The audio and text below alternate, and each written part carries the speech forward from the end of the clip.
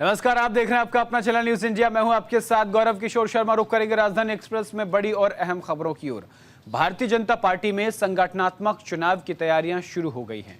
हरियाणा में भी दौर देखने को मिल रहा है। हरियाणा में इसको लेकर के जिला चुनाव अधिकारी नियुक्त कर दिए गए हैं। पंचकुला में कमलेश डाणा को इसकी जिम्मेदारी मिली है। हिसार में 2 महिला जिला चुनाव अधिकारियों की नियुक्ति की गई है।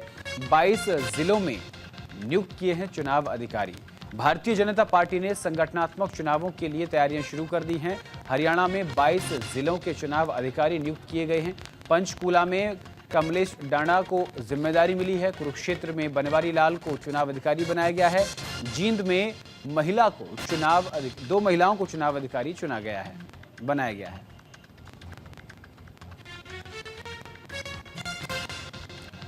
भारतीय जनता पार्टी में संगठनात्मक चुनाव की तैयारियां शुरू हो गई हैं, जिसको लेकर के अधिकारियों का भी चयन कर लिया गया है।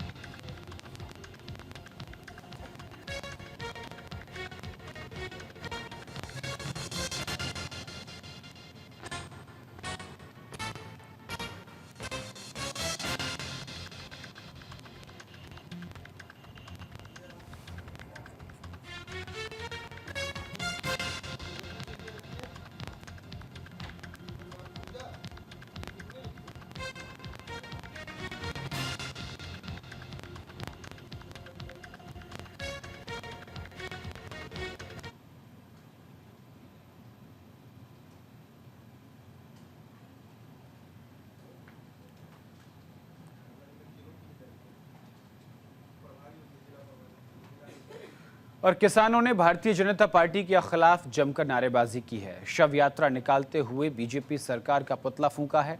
किसानों का कहना है कि पेंडिंग जो मांग पड़ी हैं, उन लगातार मांगों को लेकर प्रदर्शन किसान कर रहे हैं। करनाल में किसानों ने सड़कों पर उतरकर बीजेपी के खिलाफ जमकर नारेबाजी की, तो वहीं शव यात्रा निकालते हुए भारतीय जनता पार्टी और उनकी सरकार का पुतला जलाया। किसानों ने कहा कि पिछले लंबे समय से किसानों की मांग पेंडिंग पड़ी है और उन्होंने साथ ही साथ कहा कि सरकार किसानों पर जुल्म कर रही है। लगातार किसान अपनी मांगों को लेकर प्रदर्शन कर रहे हैं और जो किसान दिल्ली जा रहे थे, उन किसानों को बीच में रोका गया, उन पर आंसू गैस के गोले दागे गए। किसानों ने इसे लेकर राष्ट्रपति के नाम ज्ञापन दिया है।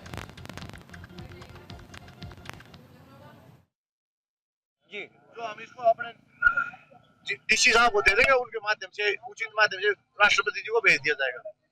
ठीक लिए है, हम इसको डीसी के माध्यम से उचित जो एड्रेस उसको भेज दिया।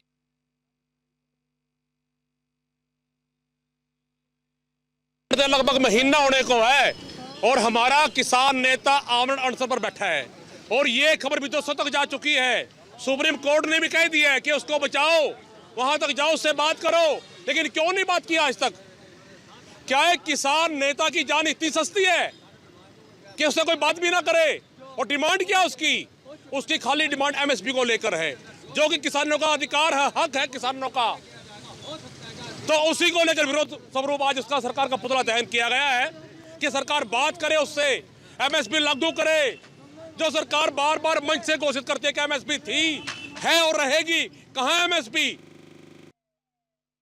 देखिए, भारत सरकार का जो पुतला फूका है, जो हमारे किसान नेता डल्लेवाल जी, वो लगभग 1 महीने से अनशन पे बैठे हैं, आमरण अनशन पर। उनकी जान का जो खतरा पैदा हो गया है और सरकार जो कोई भी सुध लेने को तैयार नहीं है। और जो सरकार किसानों को दिल्ली नहीं जाने जा रही, लेकिन हमने सरकार की सारी बातें मान ली। हम पैदल जाने के लिए भी तैयार है, लेकिन उसके लिए भी जो हमें जाने नहीं दिया जा रहा है। तो दूसरी हमारी मांग है भाई, किसानों को जो दिल्ली जाने दिया जाए। और जो 9 दिसंबर 2021 को भारत सरकार के साथ समझौता हुआ था, उन समझौते को लागू करे और सरकार जो सभी संगठनों से जो बातचीत करे, जो उनकी किसानों की लंबित मांग है उनको जो पूरा करे। और एसटीएफ और पंजाब पुलिस को बड़ी सफलता हाथ लगी है। 3 खालिस्तानी आतंकवादियों को एनकाउंटर में ढेर कर दिया गया है। पंजाब के गुरदासपुर में पुलिस चौकी पर हमला किया था। तीनों खालिस्तानियों ने ग्रेनेड से हमला किया था। उत्तर प्रदेश के पीलीभीत में एसटीएफ और पंजाब पुलिस की संयुक्त ऑपरेशन में बड़ी सफलता हाथ लगी है। पुलिस टीम ने घेराबंदी करके 3 खालिस्तानी आतंकियों को एनकाउंटर में मार गिराया। ये आतंकी खालिस्तानी कमांडो फोर्स से जुड़े हुए थे। तीनों आतंकियों ने हाल ही में पंजाब के गुरदासपुर जिले में एक पुलिस चौकी पर ग्रेनेड से हमला किया था। सभी गुरदासपुर के निवासी थे। तो एसटीएफ और पंजाब पुलिस को संयुक्त रूप से सफलता हाथ लगी है। आपको बता दें कि 3 खालिस्तानियों ने ग्रेनेड से हमला किया था और जिसके बाद अब उनको ये सफलता हाथ लगी है, उनको गिरफ्तार कर लिया गया है। तो तीनों खालिस्तानियों ने ग्रेनेड से हमला किया था और एसटीएफ और पंजाब पुलिस को बड़ी सफलता हाथ लगी है। हाँ जी, मेरा नाम गुरप्रीत जी। ਕੀ ਪਤਾ ਲੱਗਾ ਤੁਹਾਨੂੰ ਸਾਨੂੰ ਜਿਸੇ ਪਤਾ ਲੱਗਾ ਵੀ ਉਹਦੇ ਗੋਲੀਆਂ ਵੱਜੀਆਂ ਆ। ਉਹਦੇ ਘਰੋਂ ਗਏ ਸੀ, ਗੱਡੀ ਤੇ ਗਏ ਸੀ ਕੰਮ ਕਰਨੀ। ਹਾਂਜੀ, ਤੇ ਸਾਨੂੰ ਕਹਿ ਗਏ ਸੀ ਨਾ, ਉਹਦਾ ਫੋਨ ਬੰਦ ਹੁੰਦਾ ਪਿਆ ਸੀ। ਅਸੀਂ ਫੋਨ ਲਾਉਂਦੇ ਰਹੇ ਸੀ, ਫੋਨ ਉਹਦਾ ਜਿੱਦਣ ਦੇ ਗਏ ਉਦੋਂ ਦੇ ਫੋਨ ਬੰਦ ਹੁੰਦਾ ਪਿਆ ਉਹਨਾਂ ਦਾ। ਕਦੋਂ ਗਏ ਘਰੋਂ ਘਰੇ ਮੰਗਲਵਾਰ ਗਏ ਸੀ ਘਰੋਂ। ਹਾਂਜੀ, ਤੇ ਭਲਕੇ 8 ਦਿਨ ਹੋ ਜਨੇ ਉਹਨਾਂ ਨੂੰ ਘਰੋਂ ਗਿਆ ਨੂੰ। In a major breakthrough against ISI-sponsored terrorism in Punjab, a joint operation of UP Police and Punjab Police has led to an encounter with 3 operatives of Khalistan Zindabad force in district Pilibhit, UP. In this encounter, 2 AK-47 rifles and 2 Glock pistols have been recovered. The 3 persons involved who fired at the police party have been identified as Varinder Singh alias Ravi, Gurvinder Singh and Jashanpreet Singh alias Pratap Singh. All 3 are resident of the area of police station Kalanor, and they were involved in a grenade attack on the police post Bakshiwala in the same police station. और इसी खबर और विस्तार से जानकारी के साथ हमारे संवाददाता जसवीर सिंह जुड़ गए हैं। जसवीर, तीनों आतंकी मूलतः पंजाब के रहने वाले जो उत्तर प्रदेश में शरण ले रहे थे, उनको गिरफ्तार किया, क्या पूरा मामला है? गौरव, आपको बता दें कुछ दिन पहले ही पंजाब के गुरदासपुर के थाने के ऊपर ग्रेनेड के साथ हमला किया गया था। तब से ही पुलिस इन आतंकवादियों को पीछा करती हुई पाई गई और आपको बता दें कि बड़ी उनके पास एक इनपुट थी कि ये सारे वहाँ के पीलीभीत गए हुए हैं, तो यूपी के पीलीभीत में गए। तो आज यहाँ पे पंजाब पुलिस और यूपी पुलिस ने मिलकर एक ज्वाइंट ऑपरेशन चलाया जिसमें तीनों आतंकवादियों को गोली लगी और आतंकवादियों को उसके बाद इनको हॉस्पिटल दाखिल कराया गया। हॉस्पिटल के बाद डॉक्टरों ने इनको मृतक घोषित किया। आपको बता दें कि कुछ दिन पहले ही पंजाब में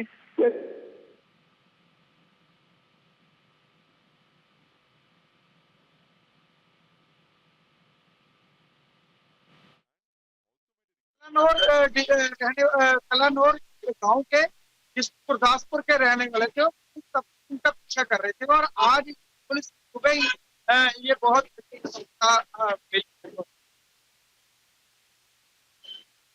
ये भी बताया जा रहा है कि इनका विदेश के कुछ लोगों से भी इनका कनेक्शन निकलकर सामने आया, एक बड़े आतंकी संगठन से इनका संबंध था। बिल्कुल, आज डीजीपी पंजाब ने एक प्रेस कॉन्फ्रेंस की और उन्होंने बताया कि ये तीनों खालिस्तान जो फोर्स है उसके साथ ये रिलेटेड थे और उनके कहने पर ही इन्होंने ये ग्रेनेड चलाया था। तो कहीं ना कहीं पंजाब पुलिस का ये कहना है कि ये खालिस्तान फोर्स के साथ मिले हुए थे और पुलिस इनका तब से पीछा कर रही थी जब इन्होंने गुरदासपुर में एक थाने के ऊपर ग्रेनेड के साथ हमला किया था। और आज उनको एक इनपुट मिला था कि ये यूपी के पीलीभीत में छुपे हुए हैं, जिसको लेके इन्होंने यूपी के पुलिस के साथ मिलकर ये एनकाउंटर किया है और बहुत बड़ी सफलता गौरव इनको मिली है। जी, इनको गिरफ्तार किया गया है या इनको एनकाउंटर में ढेर कर दिया गया है? गौरव, पहले ये खबरें आ रही थी शायद ये घायल हुए हैं, पर अब थोड़ी देर पहले ही ये पुष्टि की है कि तीनों आतंकवादी जो इस एनकाउंटर में मारे गए, जो कि डॉक्टरों ने बता दिया है। जी, बहुत बहुत शुक्रिया जसवीर तमाम जानकारी के लिए।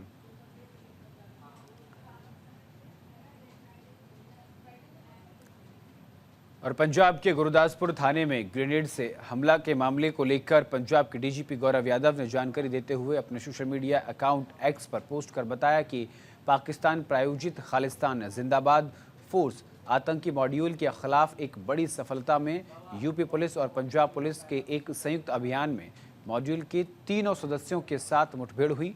इस दौरान आरोपियों ने पुलिस पर गोलीबारी की थी। वहीं जवाबी फायरिंग में तीनों आरोपियों को ढेर कर दिया गया। वहीं आरोपियों के पास से 2 AK-47 राइफल और 2 ग्लॉक पिस्तौल बरामद की गई हैं।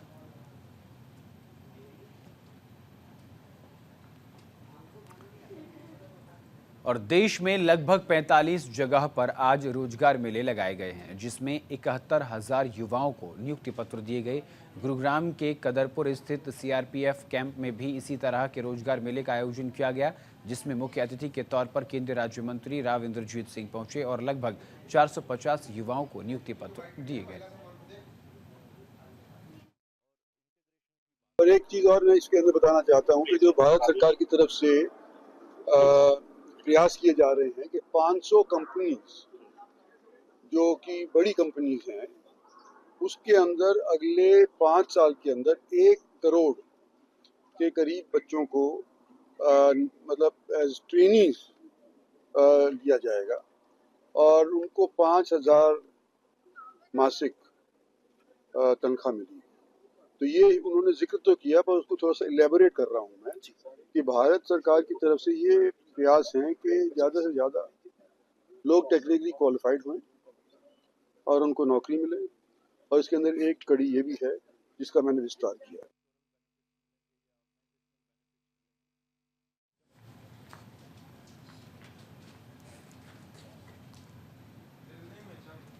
और पंचकुला के एक रेस्टोरेंट में ताबड़तोड़ गोलियों की आवाज़ आई, यानी ताबड़तोड़ गोलियां चली हैं। फायरिंग में एक युवती और 2 युवक की हत्या कर दी गई। पंचकुला के सल्तनत रेस्टोरेंट में हुई हत्या।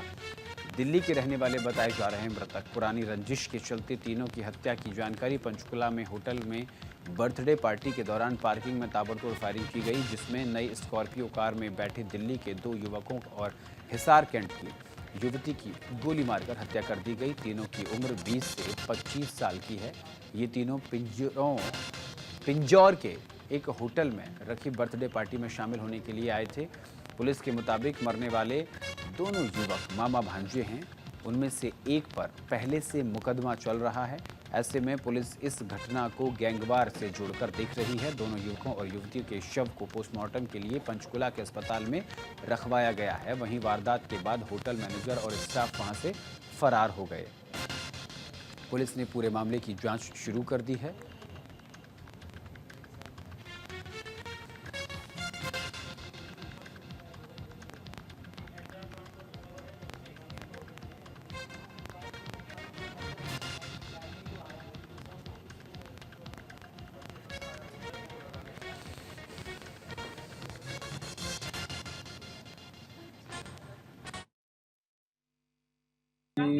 लड़के आओ वाइट ईटीओस गाड़ी में सल्तनत के हम बाहर पार्किंग में घर जाने लगे थे। पार्टी में आए थे, उन आते में तपड़ गोलियां चलाई थी। अभी ये नहीं पता कौन थे कौन नहीं थे। तो एक विक्की सा लड़का, उसकी डेथ एक लड़की है, दोनों नाम नहीं पता। विक्की लड़का था मेन। अच्छा। उसके 8-9 गोलियां लगी। भांजा था और एक वैसी फ्रेंड थी साथ। और एक और बड़ी खबर सामने आ रही है। चंडीगढ़ हरियाणा पुलिस प्रशासन में बड़ा फेरबदल हुआ है। IPS Saurabh Singh CID chief बने हैं। सौरभ सिंह को ADGP CID बनाया गया है। IPS Alok Mittal ADGP anti corruption bureau नियुक्त किए गए हैं। हरियाणा पुलिस प्रशासन में बड़ा फेरबदल हुआ है। 4 साल से अधिक समय तक CID प्रमुख रहे आलोक मित्तल का ट्रांसफर कर दिया गया है। उनको एंटी करप्शन ब्यूरो का ADGP नियुक्त किया गया है। इसके साथ ही Faridabad police commissioner IPS Saurabh Singh को CID प्रमुख नियुक्त किया गया है। 1 महीने पहले ही सौरभ सिंह फरीदाबाद के पुलिस कमिश्नर नियुक्त हुए थे।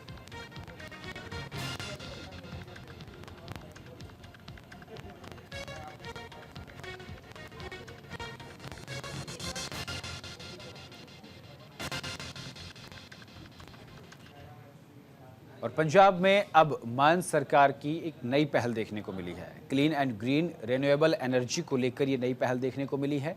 पंजाब में 2025 तक 264 मेगावाट ग्रीन एनर्जी का उत्पादक क्षेत्र बनेगा। 264 मेगावाट के कुल 66 प्रोजेक्ट के लिए ये बिड किया गया है, यानी बोली लगाई गई है।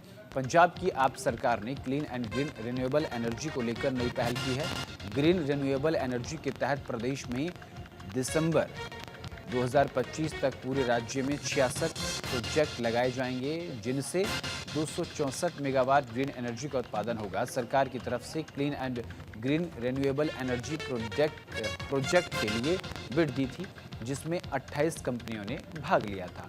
बिड के जरिए बीपी सोलर जनरेशन कंपनी को ये प्रोजेक्ट मिला है। बीपी सोलर जनरेशन प्रदेश भर में 264 मेगावाट बिजली उत्पादन करने के लिए कुल 66 प्रोजेक्ट लगाएगी।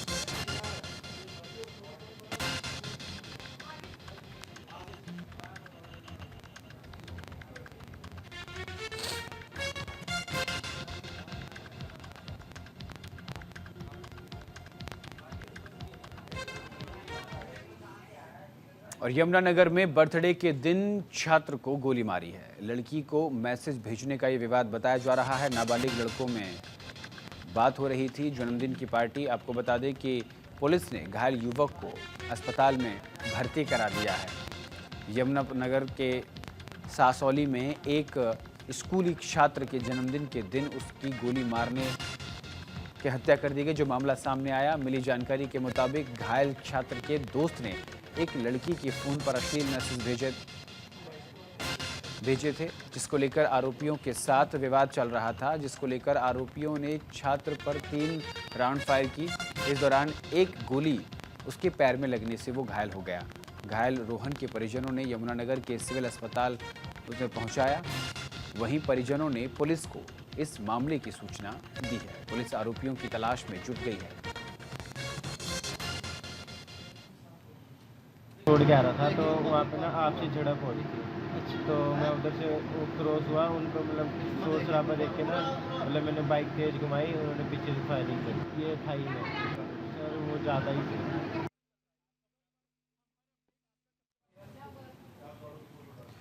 और रोहतक नगर निगम के कर्मचारियों ने जिला निगम प्रशासन को 48 घंटे का अल्टीमेटम देते हुए अपनी मांगों का ज्ञापन सौंपा है। उनका कहना है कि अगर मांगे नहीं मानी गई तो 48 घंटे के बाद नगर निगम के कर्मचारी हड़ताल पर चले जाएंगे और इसी हड़ताल के चलते से जो व्यवस्थाएं चरमराएंगी उसके लिए नगर निगम प्रशासन जिम्मेदार होगा। नगर पालिका कर्मचारी संघ हरियाणा के जिला प्रधान संजय बिरलान ने बताया कि काफ़ी लंबे समय से रोहतक नगर निगम के सफाई माली, बेलदार और अन्य विभागों के कर्मचारी अपनी मांगों को लेकर आंदोलन कर रहे हैं, लेकिन अभी तक कोई सुनवाई नहीं हुई है। आज नगर पालिका कर्मचारी संघ हरियाणा ने अब सभी इकट्ठे होकर नगर निगम के प्रांगण में यही फैसला लिया है कि नगर निगम प्रशासन से जो हमने आज से पहले जितने भी मांग पत्र सौंपे हैं और जिसमें कर्मचारी की जो जायज मांगे हैं उनको तुरंत प्रभाव से पूरा करें, वरना नगर पालिका कर्मचारी संघ हरियाणा अपने आंदोलन को और तेज करने के लिए हड़ताल जैसा फैसला ले लेगा, जिसमें नगर निगम का जो प्रशासन है वो खुद जिम्मेदार होगा। और ठंड के साथ ही कई जिलों में बारिश भी हुई है। वहीं पटियाला में भी सुबह सुबह बूंदाबांदी देखने को मिली। कई इलाकों में बारिश के बाद ठंड बढ़ चुकी है। वहीं इस बारिश को फसलों के लिए फायदेमंद भी बताया जा रहा है।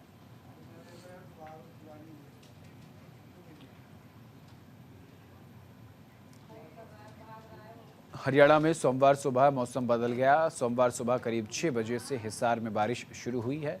सुबह के समय बूंदाबांदी के बाद मौसम में बदलाव आया। दिसंबर महीने के सेकेंड हाफ में बारिश हुई है और फसलों के लिए फायदेमंद साबित होगी। वहीं इसके चलते तापमान में भी भारी गिरावट दर्ज की गई है। दिसंबर का महीना है और ठंड ने अपना जोर पकड़ना शुरू कर दिया है, क्योंकि पहले जो ठंड थी वो धीरे धीरे बढ़ती जा रही है। कहीं ना कहीं लोगों को इंतजार था कि कब बारिश होगी और उनको बीमारियों से निजात मिलेगी। दिसंबर का महीना है और बरसात शुरू हो गई है। कहीं ना कहीं बरसात शुरू होने के साथ साथ ठंड भी बढ़नी शुरू हो गई है और मौसम विभाग का कहना है कि आने वाले कुछ दिनों में तापमान और गिरावट आ सकती है, लेकिन कहीं ना कहीं लोगों की जो मुसीबतें हैं वो भी बढ़ सकती हैं। जैसे दिसंबर के महीने में भी ठंड बढ़नी शुरू हो गई है, ऐसे में लगता है कि जो जनवरी का जो महीना होगा वो कहीं ना कहीं लोगों के लिए और मुसीबत से भरा होगा। यमुनानगर से न्यूज़ इंडिया के लिए वीना अरोड़ा की रिपोर्ट। और शिमला में पिछले 2 घंटे से बर्फबारी का दौर जारी है। करीब 2 से 3 इंच तक बर्फ गिर चुकी है, जिससे सड़कों पर फिसलन बढ़ गई है। 5 इंच बर्फ गिरने से वाहनों की आवाजाही बंद हो गई है। शहर में भी लक्कड़ बाजार संजौली की ओर वाहनों की आवाजाही बंद है। नगर निगम की ओर से शहर के रास्तों और सड़कों पर फिसलन कम करने के लिए रेत डलवाई जा रही है। हम स्वयं अब सारे में जगह जा रहे हैं। बर्फ़बारी एक अच्छी बात है, बहुत समय के बाद बर्फ़बारी हो रही है और बर्फ़बारी के साथ थोड़ी कुछ परेशानियां भी आती है, उसको भी झेल लेंगे हम। सारा इंतज़ाम हमारा ठीक है और जगह जगह नगर निगम ने रेता और वो फेंका, उसको हमारी लेबर भी लग रही है और रोबोट भी चल रहे हैं, क्योंकि थोड़ा सा अभी बर्फ़ बहुत कम है, क्योंकि ब्लेड नहीं लगता। अब इसमें मैन्युअली हम कर रहे हैं सारा। यहाँ गाड़ी भी फंसी थी अभी हमने इसको गाड़ी को भी निकलवा दिया और थोड़ा सा स्किड कर रही थी रास्ता, इसको भी क्लियर कर रहे हैं। और इसी के साथ इस बुलेटिन में इतना ही। देश दुनिया की तमाम बड़ी और अहम खबरों के लिए देखते रहिए न्यूज़ इंडिया। नमस्कार।